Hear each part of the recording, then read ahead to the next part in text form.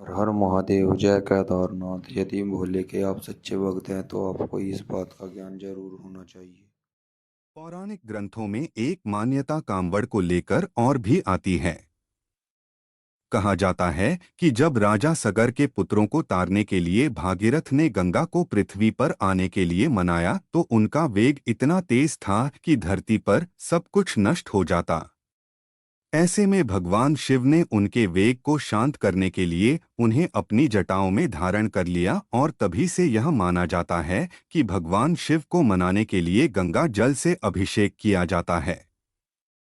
इस यात्रा को कांवड़ यात्रा क्यों कहा जाता है? क्योंकि इसमें आने वाले श्रद्धालु चूंकि बांस की लकड़ी पर दोनों किया। कई पुराने चित्रों में भी ये दिखाया गया है। लेकिन कांवड़ यात्रा 1960 के दशक तक बहुत तामझाम से नहीं होती थी। कुछ साधु और श्रद्धालुओं के साथ धनी मारवाड़ी सेठ नंगे पैर चलकर हरिद्वार या बिहार में सुल्तानगंज तक जाते थे और वहां से गंगाजल लेकर लौटते थे, जिससे शिव का अभिषेक किया जाता था। 80 के दशक के बाद ये बड़े धार्मिक आयोजन में बदलने लगा। अब तो ये काफी बड़ा आयोजन हो चुका है। पहला कांवड़िया रावण था। वेद कहते हैं कि कांवड़ की परंपरा समुद्र मंथन के समय ही पड़ गई। तब जब मंथन में विष निकला तो संसार इससे त्राहित्राही करने लगा। तब भगवान शिव ने इसे अपने गले में रख लिया। लेकिन इससे शिव के अंदर जो नकारात्मक ऊर्जा ने जगह बनाई, उसको दूर करने का काम रावण ने किया। रावण ने तप करने के बाद गंगा के जल से पूरा महादेव मंदिर में भगवान शिव का अभिषेक किया, जिससे शिव इस ऊर्जा से मुक्त हो गए। वैसे अंग्रेजों ने 19वीं सदी की शुरुआत से भारत में कांवड़ यात्रा का जिक्र अपनी किताबों और लेखों में अश्वमेध यज्ञ का मिलता है फल शास्त्रों में बताया गया है कि सावन में शिव भक्त सच्ची श्रद्धा के साथ कांधे पर कांवड़ रखकर बोल बम का नारा लगाते हुए पैदल यात्रा करता है, उसे हर कदम के साथ एक अश्वमेध यज्ञ करने जितना फल प्राप्त होता है। उसके सभी पापों का अंत हो जाता है। वह जन्म मरण के बंधन से मुक्त हो जाता है। मृत्यु के बाद उसे शिवलोक की प्राप्ति होती है। क्या है कांवड़ ले जाने की मान्यता? हरिद्वार के ज्योतिषाचार्य प्रतीक मिश्र पुरी बताते हैं कि अगर प्राचीन ग्रंथों इतिहास की माने तो कहा जाता है कि यह है नियम। कांवड़ यात्रा ले जाने के कई नियम होते हैं, जिनको पूरा करने का हर कांवड़िया संकल्प करता है। यात्रा के दौरान किसी भी प्रकार का नशा, मदिरा, मांस और तामसिक भोजन वर्जित माना गया है। कांवड़ को बिना स्नान किए हाथ नहीं लगा सकते, चमड़ा का स्पर्श नहीं करना, वाहन का प्रयोग नहीं करना, चारपाई का उपयोग नहीं करना, वृक्ष के नीचे भी कांवड़ नहीं रखना, कांवड़ को अपने सिर के ऊपर से लेकर जाना भी वर्जित माना गया है। खड़ी कांवड़, कुछ भक्त खड़ी कांवड़ लेकर चलते हैं। इस दौरान उनकी मदद के लिए कोई न कोई सहयोगी उनके साथ चलता है।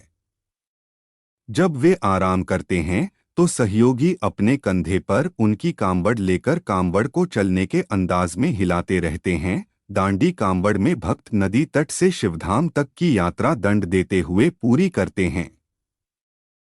कांवड़ पथ की दूरी को अपने शरीर की लंबाई से लेटकर नापते हुए यात्रा पूरी करते हैं। यह बेहद मुश्किल होती है और इसमें 1 महीने तक का वक्त लग जाता है। सामान्य कांवड़िए कांवड़ यात्रा के दौरान जहां चाहे रुककर आराम कर सकते हैं। आराम करने के लिए कई जगह पंडाल लगे होते हैं, जहां वह विश्राम करके फिर से यात्रा को शुरू करते हैं। डाक कांवड़िए कांवड़ यात्रा की शुरुआत से शिव के जलाभिषेक तक बिना रुके लगातार चलते रहते हैं।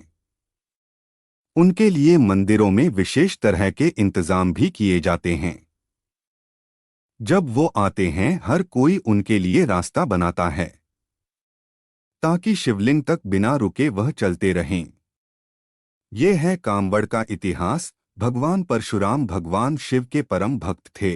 मान्यता है कि वे सबसे पहले कांवड़ लेकर बागपत जिले के पास पुरा महादेव गए थे।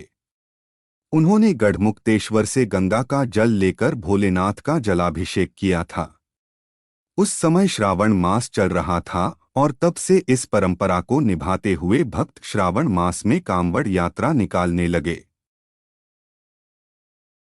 श्रावण मास चल रहा है और हरिद्वार से शिव भक्त कांवड़ लेकर गंगाजल लेने जाते हैं। फिर उस जल से भोलेनाथ का जलाभिषेक करते हैं। शास्त्रों में हरिद्वार ब्रह्मकुंड से जल ले जाकर भगवान शिव को अर्पित करने का विशेष महत्व माना गया है।